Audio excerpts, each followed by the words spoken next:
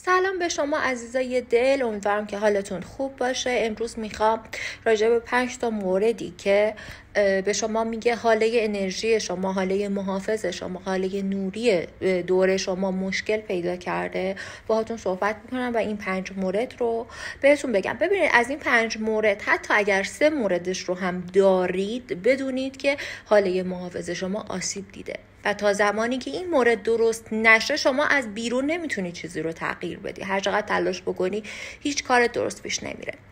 خب من قبل از اینکه حالا این 5 مورد رو خدمت شما عرض بکنم، این رو میخوام بهتون بگم که هر انسانی از بد به تولدش، اصلاح میکنم، هر موجود زندگی حتی حیوانات از بد به تولدشون یه حاله محافظ، یه حاله انرژی دورشون تشکیل داده میشه و اون حفاظتشون میکنه از انرژی های منفی، از موارد منفی.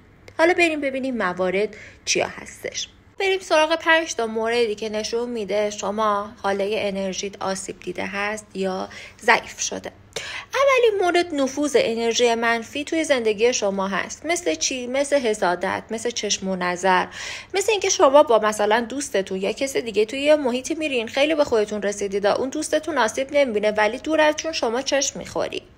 یا اینکه توی یه محیطی میری خیلی انرژیش منفیه و اون انرژی منفیه رو شما سریع جذب میکنی. خب این یک مورد هست. و مورد دوم افت سطح انرژی. افت سطح انرژی به چی برمیگرده؟ افت سطح انرژی مثلا شما زود خسته میشه، زود بی انگیزه میشه، روی مسائل تمرکزی که باید رو نداری و ارادت اومده پایین روی خیلی از مسائل، حتی کوچیک حتی بزرگ. و اما مورد سومی که نشون میده حاله انرژی شما آسیب دیده، تاثیرش بر روان شماست. یعنی چی؟ یعنی اینکه شما حس اضطراب داری، استرس داری، همش حس ناامنی میکنی، حس میکنی که یه اتفاقی میخواد برات بیفته خدایی نکرده. و مورد چهارمش که حالا مورد خیلی مهمی هم هستش که اکثر آدمو میبینم دارن، آدمهای ناسالم رو راحت به زندگی خودت جذب میکنی. طرف بیاد میگه که من چیکار کردم، چرا آدمهای اشتباهی توی زندگی من پا میذارن که باعث میشن من شکست عشقی بخورم.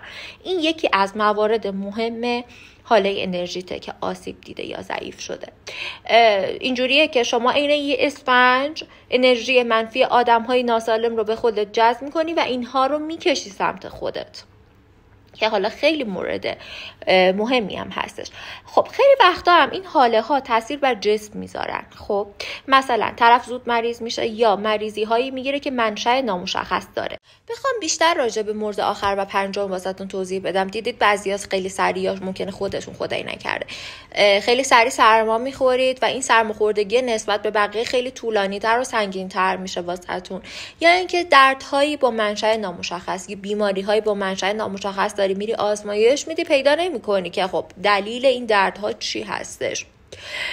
کلن سطح انرژیت پایین‌تر اومده و کلن هر چیزی راحت به اون جسم خودت جذب میکنی. خبر خوب این که میخوام به صورت رایگان توی پست‌های بعدی بهت آموزش بدم چجوری این مشکل رو از پایه و اساس حل بکنی. پس واسه اینکه منو گم نکنی، چه داخل پیج هستی چه از اکسپلور میای، حتما این پست رو سیو بکن و واسه هر کسی که نیاز داره ارسال بکن.